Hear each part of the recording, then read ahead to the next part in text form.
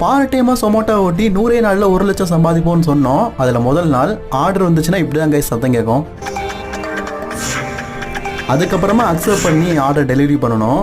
So எனக்கு இதில் ஒரு பெரிய லாங் ஆர்டர் வந்தது. ஸோ ஒரு கேக்கை வந்து கிட்டத்தட்ட 9 கிலோமீட்டர் டிஸ்டன்ஸ் இருக்கிற ஒரு இடத்துல வந்து டெலிவரி பண்ணணும். அங்கே போயிட்டா கஸ்டமர் வந்து கால் பண்ண எடுக்க மாட்டேங்காங்க. ஸோ கஸ்டமருக்கு அதெல்லாம் 15 நிமிஷம் வெயிட் பண்ண சொல்கிறாங்க. கஸ்டமருக்கு கால் செய்து கொண்டிருக்கிறோம். கால் கனெக்ட் ஆகும் வரை சிறிது நேரம் இணைந்திருங்கள்.